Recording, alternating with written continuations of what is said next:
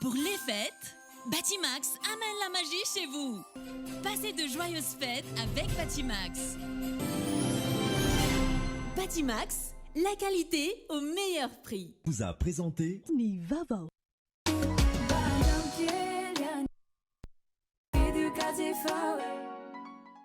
Vous a présenté Nivavo.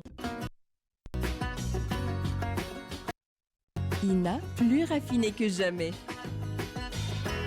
Ita, huilerie industrielle de Tamata, Isacham Telsuruariv. Vous a présenté Nivavo. 5G Batelma, des actualités uniques, dynamiques et renversantes dans le journal TV.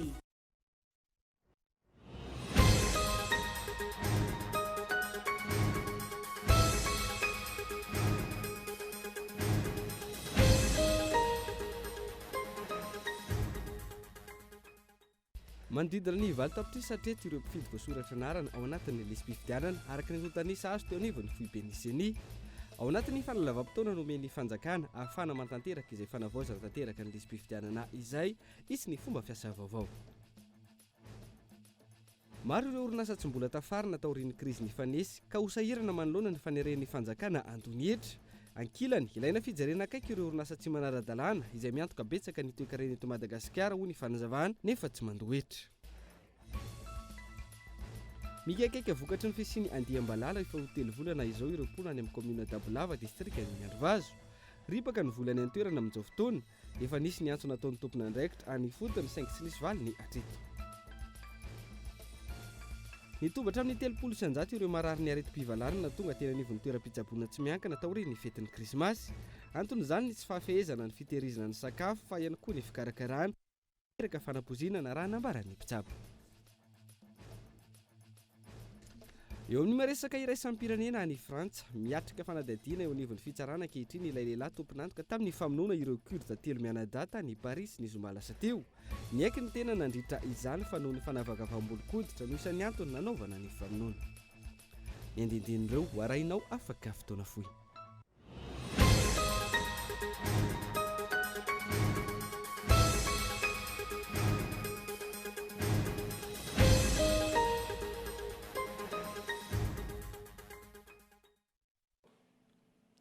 Ankafaliana tompoko lasy tompoko vavy ny tsidiana ny tokantrano amin'ity alina ity tonga soa indray atao anatin'ny fampalalam-baovao asaina mpitiavana ianao anaraka izany hatramin'ny farany.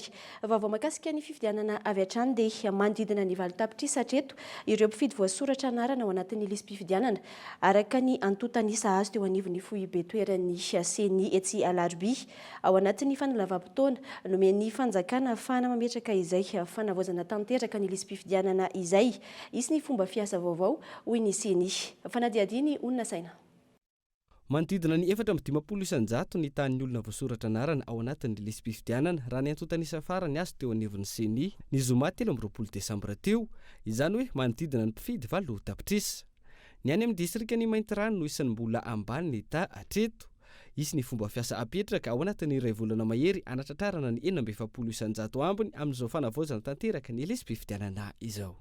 Distrika ny akora efa tafakatra hatramin'ny 700, ny distrika ny Midongy Atsimo efa 770, ny distrika ny Kadreo efa 570, ireo ilay somary tratraorina kosa Maintirano araka amin'ny 300 latsaka kely, i Belo Androy araka amin'ny 300 mahery kely, ary ny Marolambo efatra amin'ny 300 latsaka kely. Manomboka amin'ny taona ho avy moa zany efa nisy ihany koa ilay fifampirarahana natao tany amin'ny toeram-pianarana ohatra nitoby fikarakarana an'ireny hoe olona manana fahasemana an'ireny ohatra izany ihany koa ny any amin'ny fonja lena be resaka ireny efa nisy fifampiresahana natao dia miditra amin'ilay dingana ohatr'izay zany amin'ny taona ho avy eo amin'ny fanatanterahana ny fanisana. Vinaina hitombo ny taremarika indrindra ny nivon'ny tontolo ambanivohitra amin'izao vanim-potoana ny fety izao hoy ny mpampakateny ny seny. Fanamafisana ny fanentanana ny tena fotony sy ny fikendrena n'ilay fanentanana isy fiatraikany tsaratsara koa. Ohatra zao amin'izao faraparany tao zao betsaka amin'ilay olona le na izy nianatra tanan-dehibe na tavidravinahitra mody any ambanivohitra dia efa tena napresiana mihitsy hoe mba tsy mandrimandry amin'ny fetifety sika tompon'andraikitra amin'ny ratsy aman-gaika fa manatona an'ireny olon'ireny manentana sisia. Le faraka amin'ny 30 ny volana janoary ny fanisana amin'ny alalan'le fanatonana tokantrano no mifarana fa zany tsy midika hoe mifarana daholo ny fanisana na le olona entanina makeny ny fokotany azy satria any amin'ny faraparan'ny volana febroary vao misy ny famaranana vonjimaiky na ny arrêtage provisoire ny lisitry mifidy dia eo zany misy an'ilay antsoina hoe réclamation na latsaka le anarana na misy fahadisoana na misy anaran'olona tokony efa maty taona elanelam-potoana na misy ankizy tanora vao tonga taona dia miaraka anaovana an'izay réclamation zay. Tsy ivona telonjato ariary isaky ny mpifidy voasoratra anarana ao anatin'ny lisam-pifidianana no azony agent recenseur. No atsaraina ihany koa ny tambin-karaman'ireo CLRE raha ny fanadihadiana natao hifanaraka amin'ny asan'izy ireo sy ny fisondrotry ny vidim-piainana. Fa maro ireo orinasa tsy mbola tafarina taorian'ireo krizy ny fanesy ka hosahirana manoloana ny faneren'ny fanjakana andohetra ankilany ilaina jerena akaiky ireo orinasa tsy manara-dalàna izay miantoka betsaka ny toe-karena eto Madagasikara nefa tsy mandohetra fitinoko loina. Tsy tokony hanao fanerena ireo orinasa ny fanjakana amin'ny fangalana ny hetra amin'izao fotoana hoy ny mpahay toe-karena nanaovana fanadihadiana anton'izany ny fahasahiranana izay iainan'izy ireo tao anatin'ny roa taona noho ireo krizy ny fanesy ny ampy ny fiantraikany ady any ivelany. Izany fahasahiranana izany izay mipaka mivantana amin'ny fiodin'ny orinasa tsirairay ka mampisy fiantraikany amin'ny fahefana andony hetra. Zavatra azo lahatao dia amin'ny taona 2024 tena mbola DDP ny orinasa tsy fasiarina mihitsy amin'ny fahasahiranana mahazo azy. Itandan'izany nefa ny fanjakana tsy maintsy mitaky ny hetra ary somary mamafisina ary ny fomba fitakiana no mamafisina angamba tamin'ny taona 2024 no tena marina satria raha jerentsika ny tahan'ny hetra tokony alohan'ny orinasa rehetra dia tsy dia misy fitomboana. Raha ny zava-misy amin'izao fotoana, ireo orinasa tsy ara-dalàna no miantoka ny 100% ny toe-karena eto amin'ny firenena, hoy ny mpahay toe-karena. Tokony apetraka mazava araka izany ny politika mpanjakana amin'ny fampidirana ireo orinasa tsy miankina ireo ho anatin'ny sehatra ara-dalàna. Izay mpahay toe-karena dia milaza fa raha tsisy an'ireo orinasa tsy manara-davitra ireo isika malagasy dia tena sahirana mihitsy ny vao miasa zao. Ka ilaina foana zany izy ireo anakory tsy manome vahana azy ireo hoe anaraka ny karata. Aoka tadiditsika koa mba naizana firenena tombony tany dia misy foana ireny informel kely. Isan'ny mampametra-panontaniana ireo tompon'andraikitra eny anivon'ny orinasa tsy miankina ihany koa amin'ity fanerana amin'ny endriny maro samihafa ataon'ny fanjakana ny hoe ain'izy ireo ny mitady fomba azahoana vola rehefa anatin'ny fahasahiranana ny fanjakana. Itsy ankilany orinasa maro no niantso fanampiana nandritra sy taorian'ny krizin'ny COVID-19 saingy tsy hita ny tohana avy amin'ny fitondram-panjakana. Voatery manakara mampitandro ny filaminana ireo mpanango-mokatra midina amin'ny faritry Bongalava amin'izao fotoana noho ny tsy fandriam-pahalemana sy ny aratsin-dalana hoy ny mpandraharaha. Efa nisy ny antso natao tamin'ny fahefana mpanantanteraka sy ny fahefana mpanao lalàna saingy tsy nisy valiny. Fanadihadiana tanterahany Onina Saina. Mirongatra ny tsy fandriam-pahalemana any amin'ny faritra Bongalava, manararaotra ny faratsiany lalana ireo olon-dratsy. Vokany tsy maintsy manakara mampitandro filaminana ireo mpandraharaha mpanango-mokatra midina any an-toerana. Isaky ny camion no makarama miaramila isaky ny camion anankiray dia miaramila misy anankiray misy anankiroa satria matahotra fa vola amin'ny sakosy moa no entina amin'izany hividanana vokatra satria raha mitondra camion anankiray mety hoe 9 taona na 12 taona dia maintsy mitondra miaramila satria anao mandeha mora misy taona anao taraiky ao dia mijanona eo mihitsy. Ny vary zany zao raha ny tena prix ny vary tokony eo amin'ny 300,000 manodidididina eo ny kilao akotry. Dia izao nefa n'izao raha lalana ratsy 700, misy any amin'ny 1000, misy ary amin'ny 700 arakaraka le lalana. Ny restorana tsy mipetraka amin'izy izy fa miakatra. Raha ny tena marina nefa raha ny velorano nataon'ny président république dia hoe midina ny restorana ary lalana dia amboarina fa eto aloha dia resaka ohatrany hoe trongotrongony zavatra misy any misy agent any fa mitrongotrongony dia rehefa tonga moa ny fahavaratra dia mivadika fotaka ihany reny ary manahirana ny camion raha camion tokony afaka simple point dia tsy maintsy double point vao tafiditra any. Donc là les concurrents an'le mpividy zany tsisy fa lasa manjaka ny camion matanjaka dia lasa midina ho azy ny vidim-bokatra anafaritra misy anay any. Maro ny fitarainana natao tamin'ireo tompon'andraikitra raha ny fanazavana saingy tsy misy valiny zany hatramin'izao.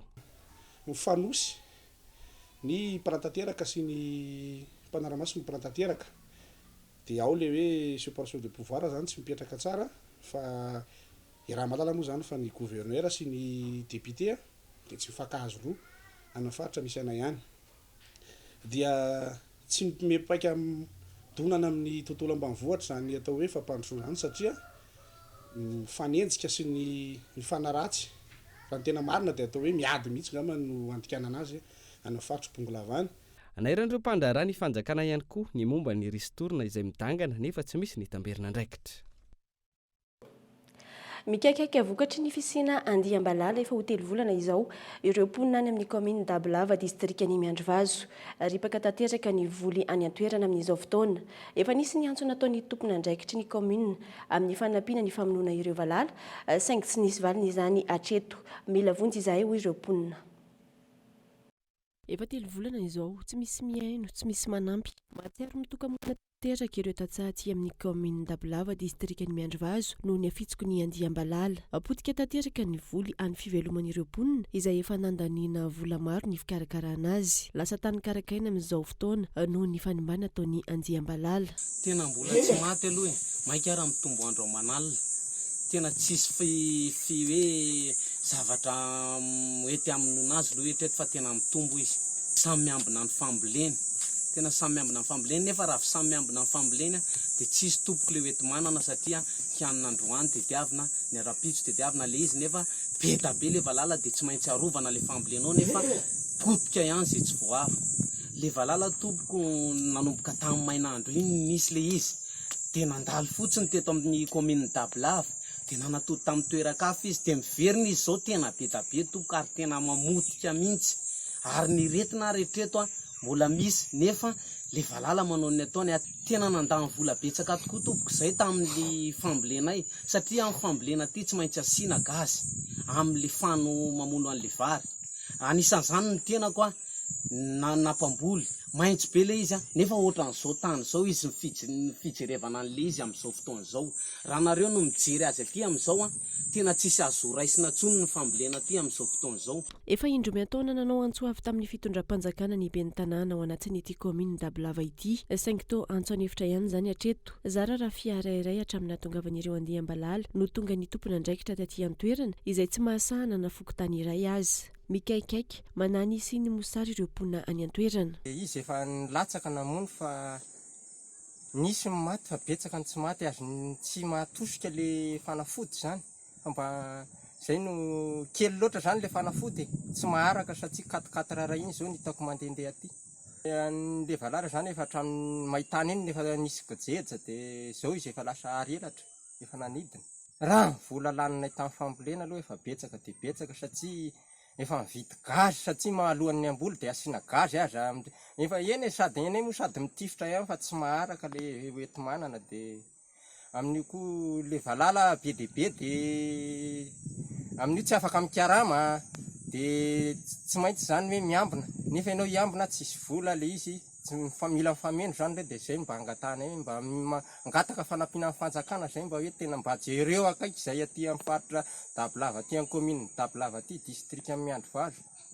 Manao antso avy amin'ny fitondram-panjakana noho izany ireo mponina hijery faran'izay aingana io valala mandripaka voly io. Tsy olana ara-tsakafo ihany no mety ateraka ity firongatry ny Andiambalala ity fa eo ihany koa ny fianaran'ireo ankizy izay voatery ampitsaharin'ireo ray aman-dreny noho ny fiambenana voly. Fa olona roa no namony ainy ny 4 sy 5 Desambra teo raha nitatra azy toetsy amin'ny CHU-JRA ary 7 ireo tsy maintsy nahiditra hopitaly. Taremarika izay nahitana fidinana oharina tamin'ny taondasy hoy ny tompona andraikitry ny serasera eo anivon'ity hopitaly ity. Olona saina no mitatry ny antsipriny izay. Olona roa no namony ainy ny andro 14 sy 15 Desambra 2022 raha iray zany tamin'ny taona lasa araka ny antotanisa azy teo anivon'ny hopitaly CHU-JRA tamin'ity androany ity. Nahitana fiakarana ihany koa tamin'ity taona ity ireo lozan'ny tranga teny anivon'ny fiarahamonina raha 520 izany tamin'ny taona lasa 570 izany tamin'ity. Ankoatr'ireo nahitana fitombona ihany koa ireo olona niditra hopitaly vokatry ny lozam-pifamoivoizana 770 izany raha 70 tamin'ny taona 2022. Nahatratra 20 ny loza teny an-dalambe raha ny taremarika hatrany. Nahatotany zakapobeany izy zany tamin'ny herintaona izy 2020 dia tamin'ity izy 320 niditra tato aminay. Niditra hôpitaly izy tamin'ity 940 tamin'ny herintaona izy 450 maty tamin'ity 2 zavatra niova zany ny tarify ngamba ny tarify consultation ny atato niakatra. Nandritra ny fanamarinan'ny fetin'ny Noely teo, olona enina no nahiditra hôpitaly vokatry ny amamona tafahoatra ka vehivavy nirota amin'izany. Mitotaly 320 ireo tonga nizaha fahasalamana ary 700 ireo nahiditra hôpitaly. Fa mikasika ny akon'ny fetin'ny krismasy teto Andrenivohitra dia tsy ampy ny fanabeazana ny olom-pirenena amin'ny fikajinany sy fanajana ny fahadiovana eto Andrenivohitra hoy ny olom-pirenena. Lasibatra trany ireo toerana zary feona ambe ny olona rehefa vita fety tahaka izao, isan'izany eny amin'ny zaridaina Ambohijatovo sy Antaninarenina. Ny asa isan'andro ny avy eo anivon'ny commune Antananarivo Renivohitra nisoroka ny fahalotona tafahoatra. Ny andindin'izay. Tahaka izao ny loteny Antaninarenina androany vita fetin'ny krismasy. Lasibatra trany ny toerana fampiasam-bahoaka tahaka izao isaky ny vita fety. Ankoatra ny tsy fahampian'ny fanabeazana ny olona amin'ny fikajiana sy fanajana ny fahadiovana, efa toe-tsaina raiky tapisaka ny fanariana fako eny rehetra eny hoy ny olona sasany. Le izy zany misy andraikitra avy aty amin'ny olon-tsotra dia misy andraikitra avy amin'ny tantana koa. Misy asa mitoy zany, misy asa avy any amin'ny tompona andraikitra andrasana dia misy avy aty amin'ny olona. Ny avy any amin'ny tompona andraikitra zany miteny hoe ario ariny ny fako. Manaraka an'izay misy fanorona hoe azariny eny ny fako fataovany fanary fako. Izay ny tsotra be izay misy mihitsy ny tsy anareo dia tsy hitanao izay anaovana izay na maheno firy ariva tsy azo anareo ny fako eto sy izay toetra ny tsirairay indray izay. Izay le fanabeazana dia ny any tokantrano ihany no mitaiza voalohany. Izay ny fomba nitezana an'ilay zanaka sy ny tsika ohatrany ihany dia izay no mety tsika ty ivelany. Nampianky ny olona ihany koa ny loto teto amin'ny zaridaina Ambohijatovo tamin'ny taon-dasa taorian'ny fety tahaka izao. Ny eny izany tamin'ny ity taona ity. Vao maraina raha teo efa nandray ny andraiky ny avy eo anivon'ny commune Antananarivo Renivohitra nanao ny fanadiovana. Na izany aza tokony hisy ihany ny fanentanana betsaka hoy ireo mponina sasany. Io zany le toe-tsaina mihitsy zany mila mamatsapa-tena mila satria ohatran'ny varotra zany ka voavovanika amin'ny toerany zareo dia avelany eo ilay mpagnoro ny fako amin'izany tena mahatsiravina be mihitsy le diran'le loto. Tena tsy ampy mihitsy le izy kanefa na tsisy fanabeana raha fa tokony atsapa-tena ny tsirairay fa tsy miandry ny biasina zao. Tokony mba hanentana kely zany io ohatrany hoe commune teny melozy zany a dia maokatsika mba atsapa-tena anadio izay manodidina antsika. Anjaran'ny tsirairay mandeha an'izay. Any commune koa aloha manadio hoe. Satria vao maraina be zareo matetika dia tonga dia ohatran'izay foana. Ka tena manadio izy io misaotra azy. Ny asa isan'andro nanao ny fanadiovana tamin'ireo toerana vory olona ny mpiasan'ny commune Antananarivo Renivohitra na teo aza ny fety isorohana ny fahalotona tafahoatra hoy ny tompona andraikitra. Vao maraina efa niverina tamin'ny laona ny teto Ambohijatovo sy ny manodidina n'Analakely. Dia ny ihany koa mamatrana ny tapany voalohany tato anatin'ny fampahalalam-baovao miverina eto sika aorian'ny doka fohy miditra amin'ny tapany faharoa rehefa avy eo ary.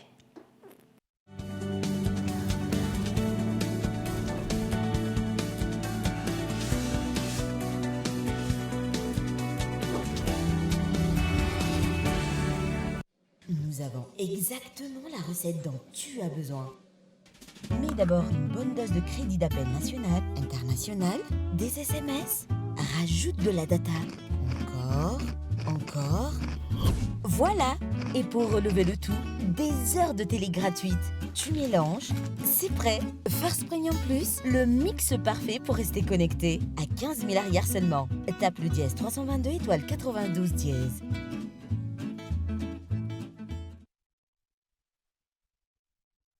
Ina dia vita amin'ny soja voafantina mba hampatsiro ireo karazan-tsakafo karakarainao.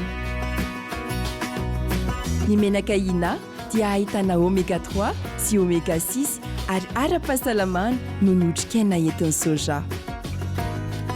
Ina ilay menaka manome tsirony nahandronao isan'andro.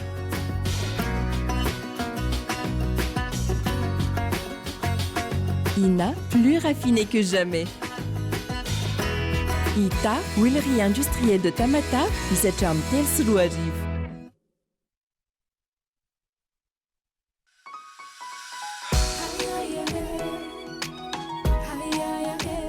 Raha hoe mafana ny andro na koa hoe manga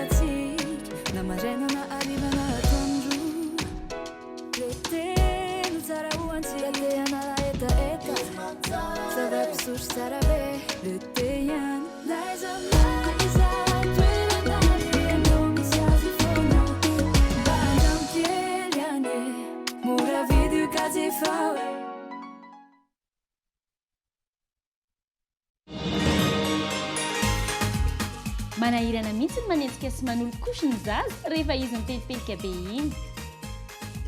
Lasa mora sy mahafinaritra andranefa izany hatramin'izay nampiasako ny couche-culotte Molfix izay. Rovitika, alato ary ampidiriko indray ny vaovao. Avaliko tsara ilay couche teo aloha dia ariko avy eo. Ka mifaly ery izaho sy ireo zanako. Dia tahaka izany ny faritany hafaliana rehefa miaraka amin'ny Molfix. Ho antsika mama rehetra andao ampiasa couche-culotte Molfix ho an'ny zalantsika mba hitondra fifaliana hatrany. Molfix mitombo amin'ny fifaliana.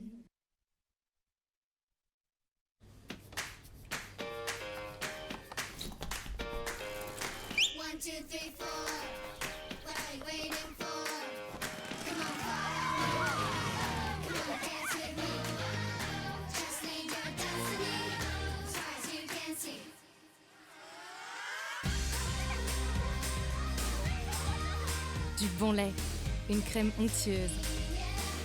La vie, ça se dévore comme un kiwi.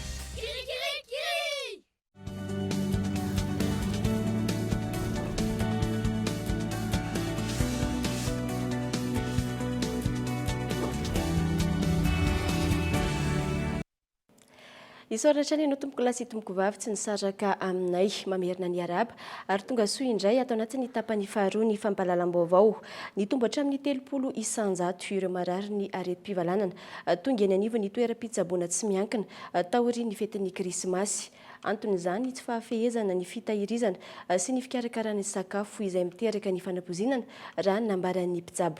Abraham Randriamanana. Aretina mpahazo ireo marary mandritra ny vanim-potoana ny fety toy izao ny areti-pivalanana ny fahaloton'ny sakafo izay miteraka ny fanapozinana no antony lehibe mahatonga izany raha nambaran'ny mpitsabo ho an'ny toeram-pitsaboana nanaovana ny fanadihadiana hatramin'ny androany niakatra 30 isanjato ireo marary ny areti-pivalanana tonga teny an-toerana taorian'ny fetin'ny krismasy raha ny fanazavana. Mitombo zany ilay izy mitombo avy telo eny eo rehefa aoriana amin'ny fety tahaka izao. Amin'izao moa be dia be ny lalomanga sy ny bibikely zany amin'ilay manga sy ilay letisia sy ilay fako eraky ny tanàna taingena ny lalitra ohatra ilay sakafo dia lasa mampiditra microbe lasa mampiditra otrikaretina any amin'ilay sakafo zany fa misy ihany koa nefa ilay fomba fitahirizana an'ilay sakafo tsy voafehin'ny olona sasany satria ny sakafo mila tokony ho tahirizina anaty frigo, misy tokony tsy atao amin'ny mafana loatra, misy tahirizina ela loatra. Ao koa moa zany eny an-tsena eny mety somary efa misy lany daty ilay sakafo. Dia iny zany lasa manapozina any amin'ny vatantsika any amin'ny sina sy vavony. Zava-dehibe ny fanaraha-maso ireo sakafo iny an-tsena, eo koa ny fitandrona ny fahadiovana amin'ny fikarakarana izany ahafahana miaro manoloana ny areti-pivalanana sy ny fanapozinana. Matetika zany ohatrany hoe ifety ilanonana zany mba tanjona nefa mivadika aretina sy fahafatesana. Tokony sakafo andrahoina tsara ho masaka tsara dia tahirizina tsara araka ny tokony ho izy. Dia matetika moa mayonnaise ny tena betsaka mampivalana ny olona eto mayonnaise. Rehefa tsy voafehisika ny fikarakarana sy ny fitahirizana mayonnaise, aleo misy aloha tsy asiana mayonnaise ny sakafo. Tsy voatery asiana mayonnaise ny sakafo mba tsy hidiran-doza rehefa avy eo. Dia ankoatran'izay moa ilay sakafo mba jerevana tsara ihany ilay qualité sy ilay datiny eny an-tsena eny satria indraindray matetika efa lany daty ilay izy dia miteraka aretina indray. Tsy aivina raha ny toetanisana avoaka ny banky iraisam-pirenena manodidina ny 700 alina amin'ny malagasy izay ahitana zazalatsaky ny 5 taona miisa 790 no maty ny areti-pivalanana isan-taona noho ny fahaloton'ny rano sy ny tsy fisian'ny fahadiovana. Fa nianatra amin'ny 50 isanjato ny fanjifana ny mofo dipaina tamin'ity taona ity araka nambaran'ireo mpivarotra. Zaratra mahalafo mofo miisa 300 ireo mpivarotra nandritra ny fetin'ny Noely teo raha toka mahatratra hatramin'ny arivony. Izany isaky ny vanim-potoana ny fety tahaka izao. Fitianokoloana no nanao ny fanadihadiana. Isan'ireo sakafo tsy misaraka amin'ny malagasy ny mofo dipaina amin'ny vanim-potoana ny fety tahaka izao. Niena ireo fanjifana tamin'ity taona ity. Ho an'ity mpivarotra iray ity, efa aman-taona no nivarotana mofo, tsy mbola nisy tahaka ny tamin'ity taona ity raha ny fanazavana. Zararana lafo mofo miisa 300. Mofo zany ohatrany tsy ohatran'ny hatramin'izay mihitsy zany tsy mandeha mihitsy moa zany mofo. Taloha raha atao hoe tsy tamin'ity fitondrana ity aloha tena napetrako mihitsy raha tamin'ny fitondrana lasa teo aloha dia tena zany mofo zany tena tsy maharaka mihitsy. Komanda rapitsa rehefa tonga dia efa aterina ny androany ohatra. Tamin'ity taona ity maivana kely. Taloha zany mofo laninay maherin'ny arivo raha fety fa zao tsy raha olona mpividy 10 izy taloha 2 no vidiny amin'izao. noho izay fienany ny fa efa mividy izay ny ena mivokatra avy amin'ireo orinasa mpanodina raha toka miasa 420 ora amin'ny 420 ora ireo mpanao mofo teo aloha ny ena hatramin'ny 500 izany ankehitriny ny tapany maraina no any fanaterana mofo any amin'ireo mpivarotra raha ny fanazavana nisy aloha miaina tsy dia isy tsena aloha ny kila dia mekena kely ny komandina efa mahalany kely 100 izy dia efa ao izay zao tena mbola tsisy aloha zao mbola mipetraka zao ihany aloha zao mbola tsy mandeha mahitsy taloha tsy mipetraka fa mandeha foana azao nefa mipetraka fotsiny zao ankilany isan'ny mahatonga ny fienan'ny fanjifana ihany koa ny aratsin'ny kalitaon'ny mofo ankehitriny hoy ireo mpivarotra nanomboka ny volana aprily io fiovana io hoy hatrany izy ireo kalitao aloha tsy manaraka ny fanarana tena tsy manaraka satria hitanao raha le ino ntisy teo le anona référence amenanay efa very be da be amin'izao raha tamin'ny voalohany izy nisonitra iny fa zao le mofo ana amin'ny tany tapany kely any anisan'izay moa lasa le kalitao any konko tsy dia tsara lasa mofo mantsy raha ohatra hoe taloha za mba mame forme tsara vakivaky tsara izy iny le mba misarika client iny fa zao lasa mitapiny ara malama be tsy mampitehinana nanomboka ny volana martsa 2024 no nahitana fiakarana 400 ariary ny iray amin'ny mofo teto Madagasikara ka lasa 900 ariary ny iray anton'izany ny fiakaram-bidin'ireo akora ilaina amin'ny fanamboarana ny mofo Ivokana amin'ny faritra vakina karatra isika ao anatin'ireto fanadihadiana manaraka ireto dia fianakaviana sahirana sy tsy manan-kialofana manodidina ny 200 no nisitraka fanomezana avy amin'ny tanora malagasy miara-miainga atao amin'ny faritra vakina karatra nandritra ny fetin'ny Noely teo. Ny fanampiana sy ny fiara-mientan'ny samy malagasy no ahafahana mampandroso ny firenena hoy ny mpitariky ny fikambanana antony izao hetsika izao. Andry Nirina Ramiandrosoa, Kolo TV Antsirabe. Tsy nanadino ireo fianakaviana sahirana sy ireo tsy manan-kialofana ny avy ao anivon'ny tanora malagasy miara-miainga na ny TMMM avy eto vakina karatra tamin'ity fetony Noely 2024 ity. Nisy araka izany ny hetsika izay nataon'ireo tanora avy ao anivon'ity antoko ity manoloana ny Karana Antsirabe, hetsika natao manokana hizarana fanomezana sy fanampiana ary hafaliana ho an'ireo fianakaviana sahirana amin'izao andro fety izao. Mendrika ny hisitraka izany ireto fianakaviana ireto ireo tanora ka nisy ny fizarana sakafo masaka sy vatomamy ho an'ireo ankizy madinika sy ireo olon-dehibe. Tanjon'izao hetsika izao ny fampandraisana andraikitra ireo tanora amin'ny fitsinjovana ny mpiarabelona, eo ihany koa amin'ny lafiny ara-politika izay ho fampandrosoana ny firenena, raha nambara ny filoha-pitarika. Ny mahakasika ny hetsika ity zany dia ho fampandraisana andraikitra ny tanora eo amin'ny anivon'ny firenena ka ampianarina ny tanora andray andraikitra satria izy no amin'ny firenena dia indrindrandrindra eo amin'ny lafiny ara-politika. Dia izay no mahatonga ny tanora hoe hanao asa ohatr' izao satria manomboka hatrany ny fomba hitantanana le firenena. Sakafo na vary masaka no zarana satria maro amin'ireo olona ireo zany mety tsy mahita sakafo ny hariva, tsy mahita sakafo satria sahiran-kirana amin'ny lafiny fivelomana. Raha mahita koa ny vidim-piainana amin'izao fa midangana dia midangana dia izay no nentinay hoe aleo vary masaka no omena azy. Tsy sakafo ihany fa misy bonbon sy biscuit koa ho an'ny ankizy nentinay. Aterika etaona aloha ny fisaorana ny lolon'i Madagasikara Andrina Rakotondraimbe dia ao ny filoha nasionaly ny atoko MMM Ihajo Andriananarivelo satria fanohanana avy amin'ny zareo daholo no ahafahanay manao izao hetsika rehetra izao. Ary ny mikasika ny tanora indray mbola maro ny asa ho ataonay tsy voatery asa soatra izao fa fanombohana ity fa maro ny zavatra ho azon'ny tanora ato anivon'ity fikambanana iray ity. Maro amin'ireto fianakaviana sahirana avy eto Antsirabe renivohitra ireto no atory an-dalana sy tsy manan-kialofana, indrindra moa fa eo amin'ny lafiny ara-tsakafo dia zara raha mahita izay azo arapaka raha ny fanadihadiana natao. Na tsy ara-fahapotanteraka araka izany ireo nisitraka ny fanomezana avy amin'ireo tanora ny antoko malagasy miara-miainga teto Antsirabe. Ny andavanandro zany zay mipetrapetraka eny Tsisin-dalana tsy manana trano izy. Efa zay zany no anina dia ny saina fotsiny zany no alamina. Raha ny faniriana aloha zany dia ohatrany hoe mba hiova kely amin'izay mba hoe mba hanana trano fonenana misaotra anareo mpagnome malala tanana.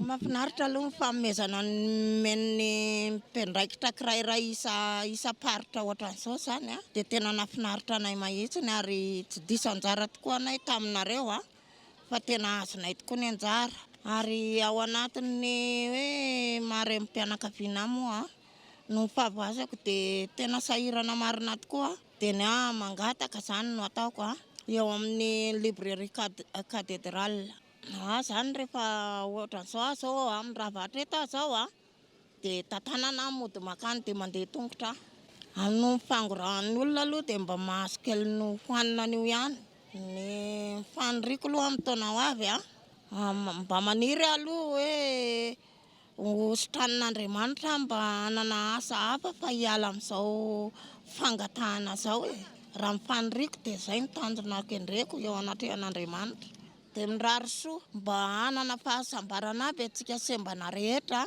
mba tsy ho toy izao tsony ny fiainana isembana rehetra fa mba hahita valy soa ahita valim-bavaka mba ahita fiadanana mba hiaraka amin'ireo matanjaka rehetra. Araka izany dia fianakaviana sahirana manodidina ny 200 no nahazo fanampiana sy fanohanana ra-tsakafo izay nataony avy ao anivony TMMM na ny tanora malagasy miaramiainga avy eto Vakinankaratra tamin'izao fankalazana ny fetin'ny Noely izao.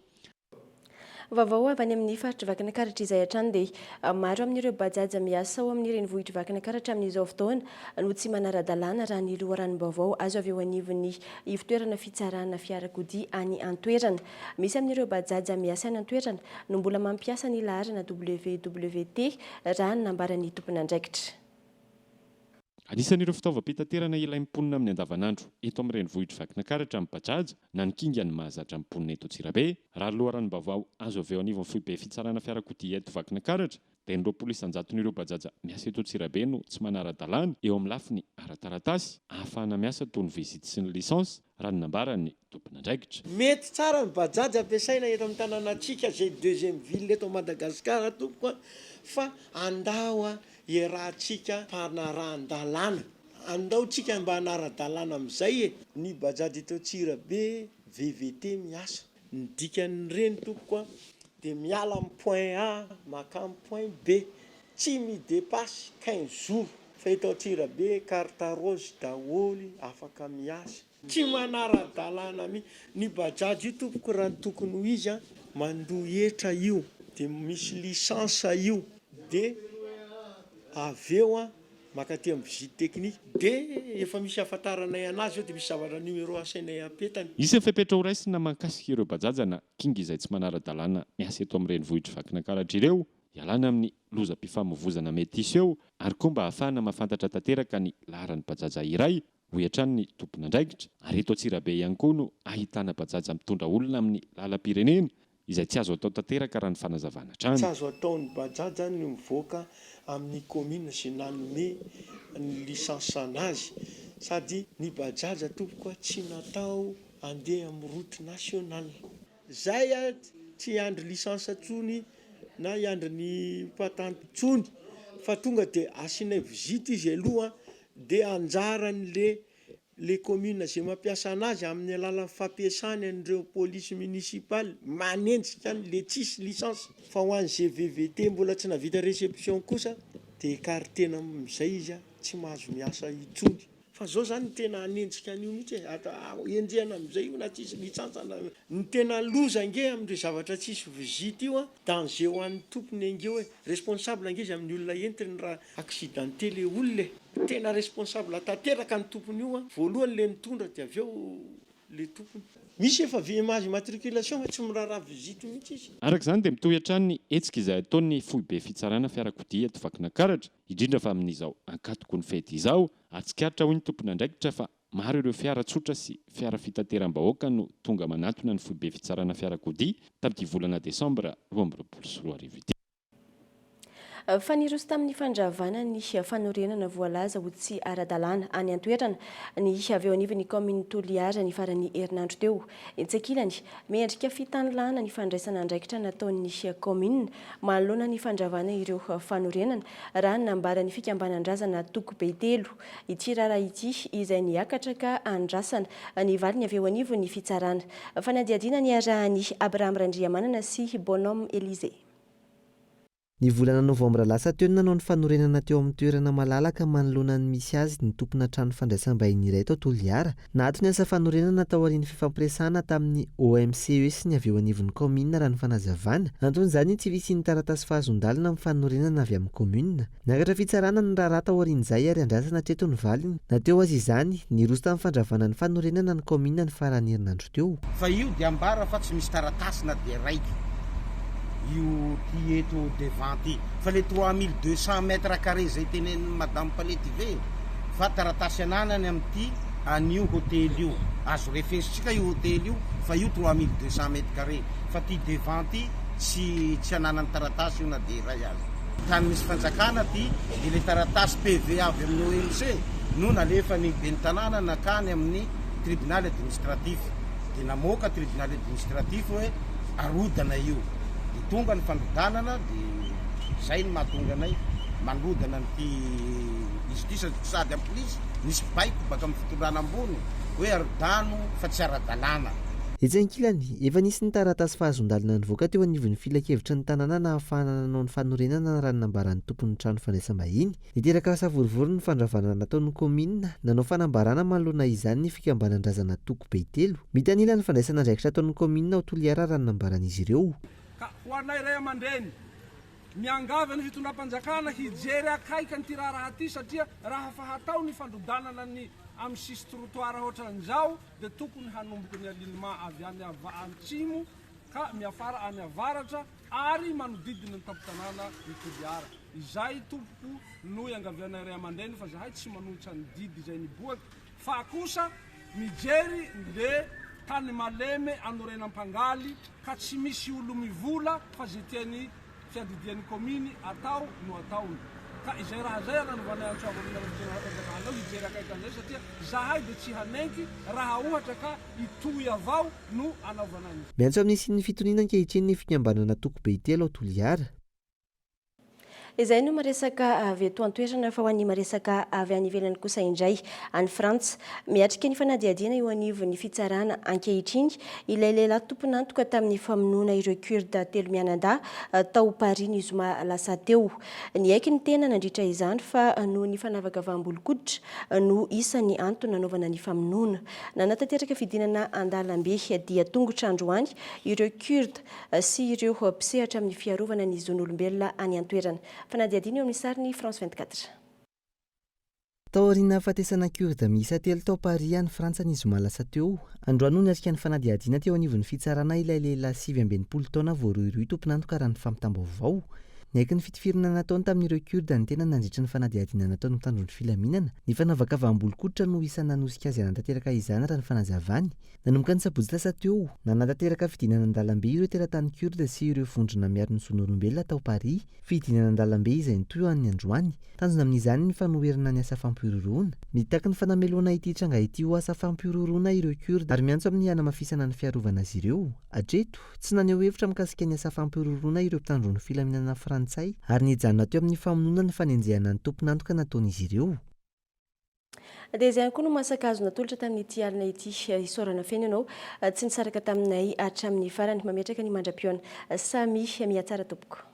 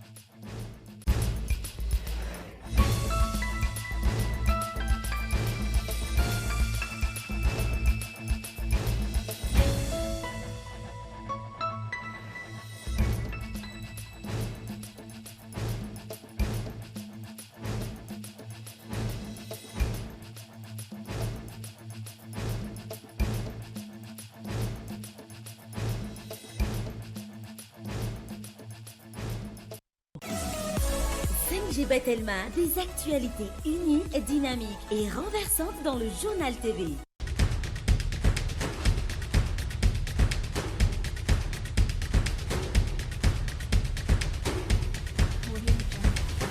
nolotra anao ny fampalalam-baovao. INA, plus raffiné que jamais. ITA, huilerie industrielle de Tamatave, Isacham Telsulu arrive. Vous présente